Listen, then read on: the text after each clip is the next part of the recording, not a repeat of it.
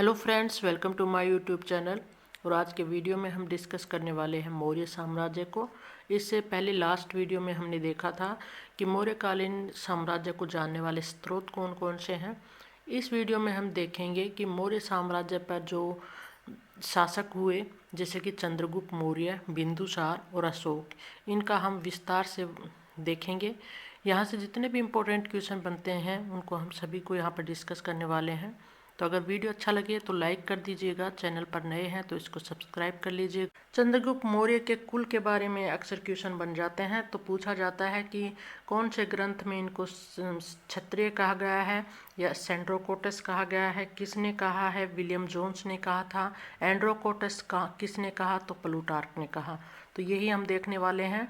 तो शूद्र कुल का इनको बताया गया है ब्राह्मण साहित्य में, क्षत्रिय कुल का इनको बताया गया है जैन और बौद्ध साहित्य में, सेंड्रोकोटस कहा है स्ट्रैबो, एरियन और जस्टिन ने, और एंड्रोकोटस की बात करें तो वो कहा है प्लूटार्क ने।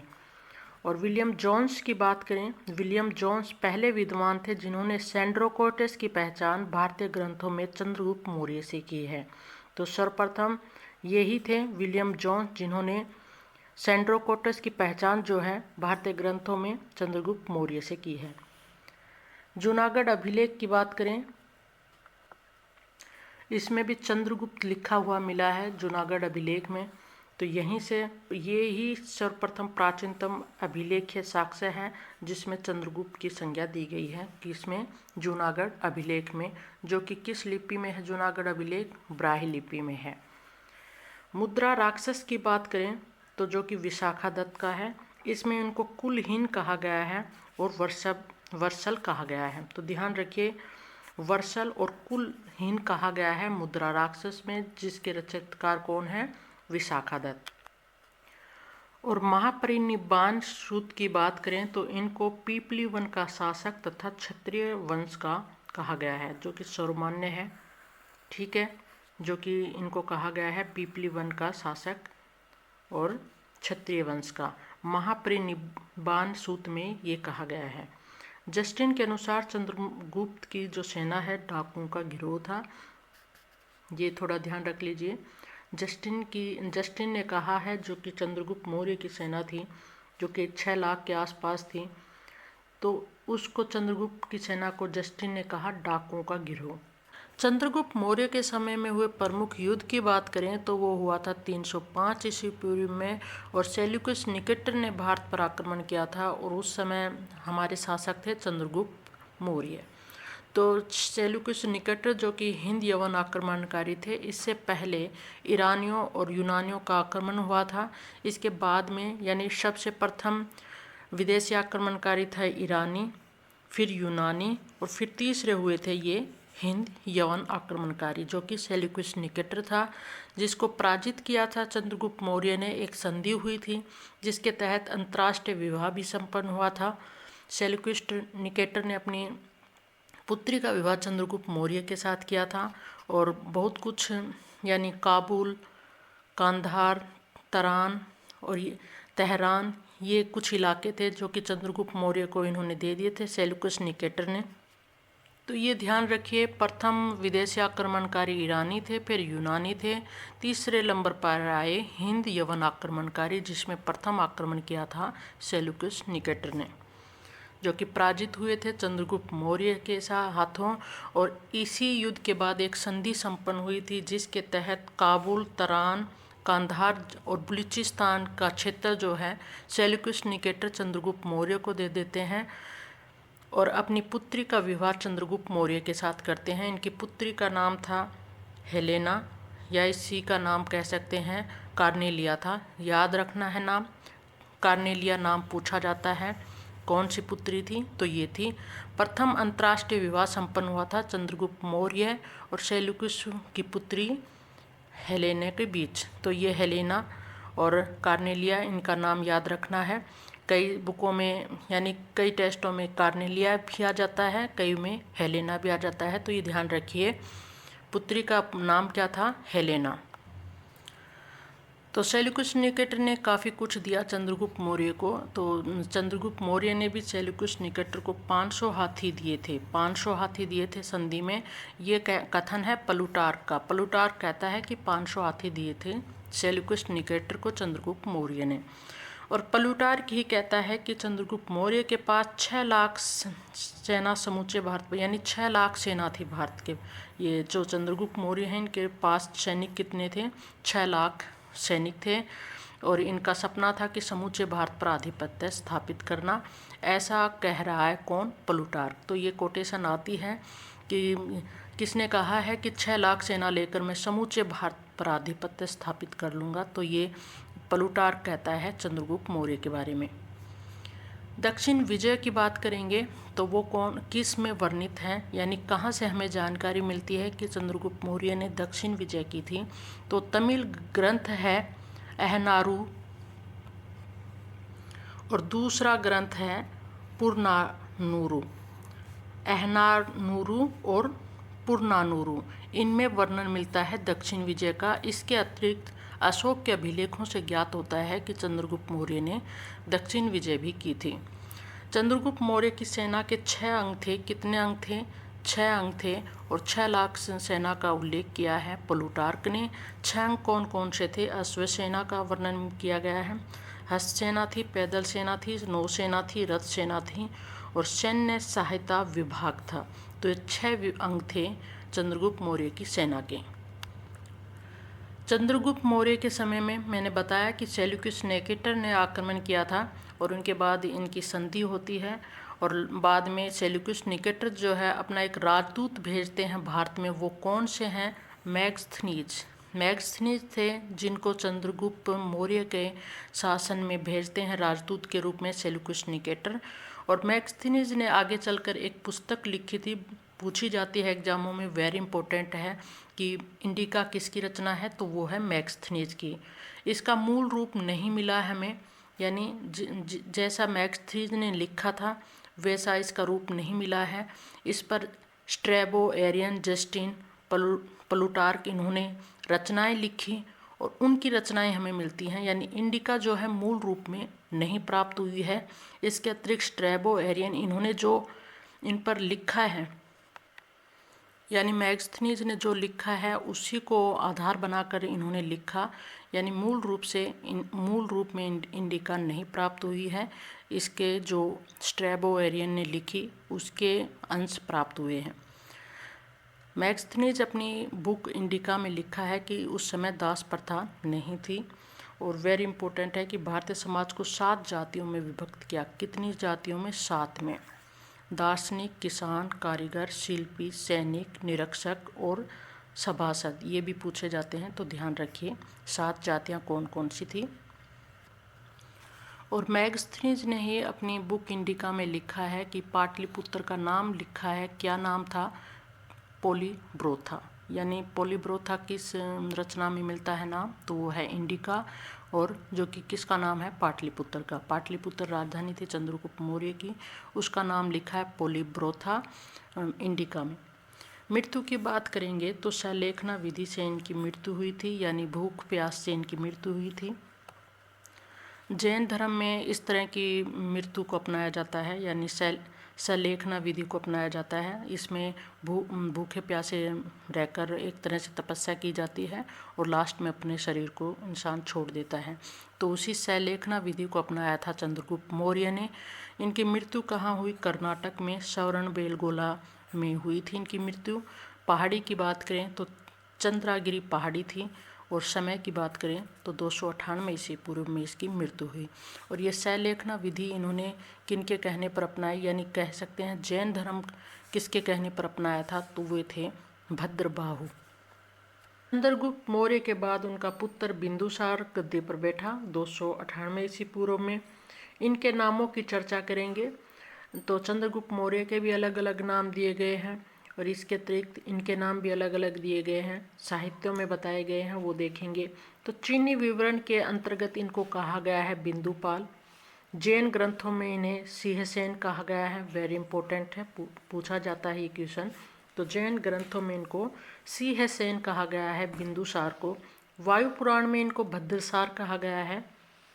और वेरी इंपॉर्टेंट है अमित्रोकेटस या अमित्रघात किन्होंने कहा, किन इतिहासकारों ने कहा, तो यूनानियों ने इनको कहा ये।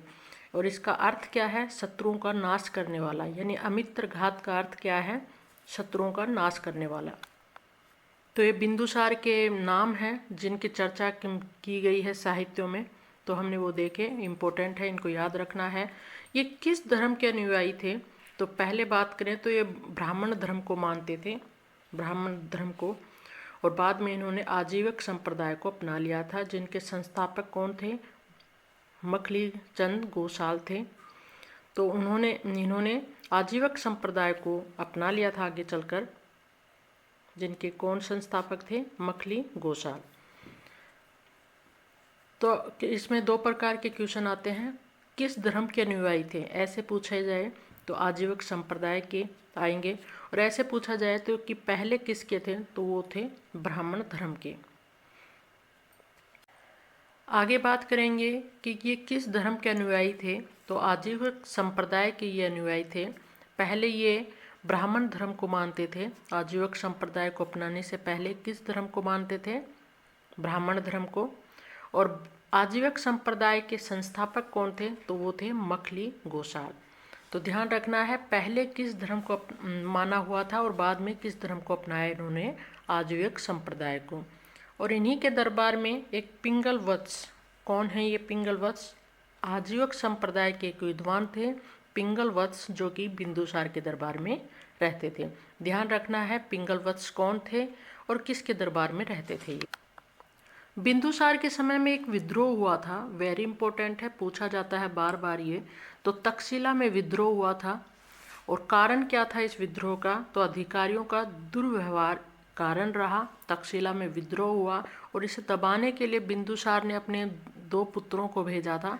कौन कौन से थे वे? सुसीम और अशोक। जो कि सुसीम जो है इस विद्रोह को यानी दबाने में असफल रहे थे, और अशोक की बात करें तो इन्होंने इसको कंट्रोल कर लिया था, इस विद्रोह को। नेक्स्ट यहाँ से क्वेश्चन बनता है डायमैक्स। पूछा जाता है ये राजदूत कहाँ के थे, तो यूनान के थे। और किसके दरबार में आए, तो ये बिंदुसार के दरबार में आए थे। ये कहा है स्ट्रेबो ने कि बिंदुसार के समय में कौन से राजदूत आए, वो थे डायमैक्स। तो ये इतना ध्यान नहीं रखना आपको, ये ध्यान रखना है डायमैक्स यूनानी थे और किसके दरबार में आए, वो बिंदुसार के दरबार में आए। और स्ट्रेबो के अनुसार, स्ट्रेबो कहता है, जो कि इतिहासकार है, वो कहता है कि बिंदुसार ने सीरिया के राजा हैं कौन? एंटीयोकस से मदिरा और सूखे अंजीर और एक दार्शनिक भेजने की प्रार्थना की थी। तो ये कहता है, स्ट्रेबो कहता है कि सीरिया के राजा एंटीयोकस ने मदिरा, सूखे अंजीर और एक दार्शनिक भेजने की अपील की थी, यानी पेशकश की थी कि प्लीज़ यहाँ पर भेजिए। ये स्ट्रेबो कह रहा है। तो यहाँ से क्वेश्चन बनता है, कौन से शासक ने मदिरा और सूखे अंजीर और एक दार्शनिक मंगवाया था, तो वो थे बिंदुसार। और ये सीरिया के जो राजा हैं एंटीयोकस, इन्होंने मदिरा और सूखे अंजीर देने की बात तो मान ली थी, लेकिन एक दार्शनिक भेजने के लिए इन्होंने मना कर दिया था कि हम दार्शनिक नहीं भेजते हैं। तो ये ध्यान रखिए, यहाँ से क्वेश्चन बनता है, इम्पोर्टेंट है। बिंदुसार के दरबार की बात करें तो 500 सदस्यों वाली एक मंत्री परिषद थी। तो प्रशासन की बात आ गई है कि एक मंत्री परिषद थी 500 सदस्यों की, जिसके प्रधान कौन थे? रखल लाटक। तो ये ध्यान रख सकते हैं आप। यहाँ से क्वेश्चन वैसे आया हुआ नहीं हुआ है आज तक, लेकिन ध्यान रख लीजिए कि मंत्री परिषद के प्रधान कौन थे? रखल लाटक। और बिंदुसार के दरबार में कितने सदस्यों वाली मंत्री परिषद थी? तो 500 सदस्यों वाली। प्रशासन की बात आई है तो हम मौर्य साम्राज्य के प्रशासन की बात कर लेते हैं। यहाँ पर सबसे ऊंचे अधिकारी कहलाते थे तीर्थ, और तीर्थों की जो संख्या है वो कितनी बताई गई है? 18। और बात करें हम तीर्थ का उल्लेख किसने किया है, तो चाणक्य ने किया है, जिसको आप कौटिल्य भी कहते हैं। कौटिल्य का नाम ही चाणक्य है। कहीं पर विष्णुगुप्त भी लिख दिया जाता है, तो तीनों नाम एक ही हैं। चाणक्य ने अर्थशास्त्र की रचना की थी और अर्थशास्त्र में ही इन्होंने तीर्थ का वर्णन किया है, जिनको महामात्य भी कहा जाता था। अर्थशास्त्र जो है क्या है, ये विधि यानी शासन से संबंधित है। ये इनका जो राजनीति से संबंधित है। चंद्रगुप्त मौर्य के लिए इन्होंने ये इसकी रचना की थी अर्थशास्त्र की, और सारा जो राजनीति है वो इसी में सिमट कर रहती है। तो उसी बुक में उन्होंने 18 तीर्थों की बात करी है। उन तीर्थों को हम यहाँ पर देखेंगे। तो ये ध्यान रखिए, तीर्थों की संख्या कितनी है, 18 है। और उच्च अधिकारियों को क्या कहा जाता था, तीर्थ।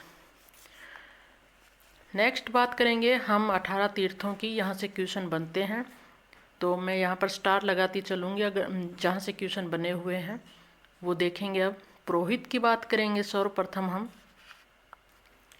पुरोहित को प्रधानमंत्री व प्रमुख धर्माधिकारी कहा जाता था, यानी प्रधान होता था ये, और धर्म की रक्षा करने वाला होता था पुरोहित।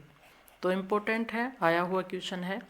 नेक्स्ट बात करेंगे समाहर्ता की। वेरी वेरी इम्पोर्टेंट है ये, और इसके अतिरिक्त शनिधाता भी बहुत ही इम्पोर्टेंट है, ध्यान रखिए इनको। तो समाहर्ता राजस्व विभाग का प्रधान होता था, और शनिधाता की बात करें तो कोषाध्यक्ष होता था ये। प्रदेष्टा की बात करें तो ये फौजदारी न्यायालय का न्यायाधीश होता था प्रदेष्टा। नायक सेना का संचालक होता था। कर्मांतिक की बात करेंगे, इम्पोर्टेंट है। उद्योग धंधों का प्रधान निरीक्षक होता था कर्मांतिक। व्यवहारिक की बात करें तो दीवानी न्यायालय का न्यायाधीश था ये। दंडपाल इम्पोर्टेंट है, याद रखना है इसको। सेना की सामग्रियों को जुटाने का कार्य किसका होता था, दंडपाल का होता था ये। और वन विभाग का प्रधान कहलाता था आटविक। आया हुआ क्वेश्चन है, ध्यान रखिए इसको। आटविक कौन था, वन विभाग का प्रधान। अंतपाल की बात करें तो सीमावर्ती दुर्गों का रक्षक कहलाता था अंतपाल। सीमावर्ती दुर्गों का रक्षक अंतपाल कहलाता था। दोवारिक की बात करें तो राजमहल की देख रेख करने वाला प्रधान कहलाता था। राजमहल की देख रेख करने वाला दोवारिक कहलाता था। आंतवर्षिक की बात करें, आंतवर्षिक तो ये अंगरक्षक थे सम्राट के। पौर या कह सकते हैं नागरक कौन, यानी इसका प्रमुख कौन था, तो नगर का प्रमुख अधिकारी कहलाता था पौर, या कोतवाल कहलाता था ये। द्रुकपाल की बात करेंगे तो ये इम्पोर्टेंट है, इनको ध्यान रख लीजिए, वेरी वेरी इम्पोर्टेंट है। ये सभी क्वेश्चन आए हुए हैं टेस्टों में, और द्रुकपाल भी आया हुआ है। तो राजकीय दुर्ग रक्षकों का अध्यक्ष था ये। जो दुर्गों की रक्षा करते थे उनका अध्यक्ष कौन कहलाता था, द्रुकपाल। युवराज, राजा के बाद जो उत्तराधिकारी होते थे उनको कहा जाता था युवराज। सेनापति की बात करें तो युद्ध विभाग का मंत्री सेनापति कहलाता था। मंत्री परिषदाध्यक्ष की बात करें तो परिषद का अध्यक्ष कहलाता था मंत्री परिषदाध्यक्ष, जिसका प्रधान कौन होता था, रखल लाटक। तो ये 18 तीर्थ थे जिनका वर्णन किसने किया है, चाणक्य ने किया है, या कह सकते हैं कौटिल्य ने किया है। कौटिल्य का नाम ही है चाणक्य, और इनको विष्णुगुप्त भी कहा जाता है। इन्होंने अर्थशास्त्र में इन 18 तीर्थों का वर्णन किया है। और अर्थशास्त्र मौर्य काल के इतिहास को जानने के लिए सबसे महत्वपूर्ण स्रोत कौन सा है, अर्थशास्त्र। तो आज के वीडियो में इतना ही देखेंगे। नेक्स्ट हम सम्राट की बात करेंगे, सम्राट अशोक की, जिनमें हम कुछ प्रशासनिक ढांचे को भी देख लेंगे मौर्य साम्राज्य के। आज के वीडियो में इतना ही, क्योंकि वीडियो लंबा हो जाएगा इसीलिए हम यहीं पर स्टॉप करते हैं इसको। नेक्स्ट देखेंगे सम्राट अशोक को, जिसमें हम मौर्य साम्राज्य को कंप्लीट कर लेंगे। तो वीडियो अच्छा लगा हो तो लाइक कर दीजिएगा, चैनल पर नए हैं तो इसको सब्सक्राइब कर लीजिएगा।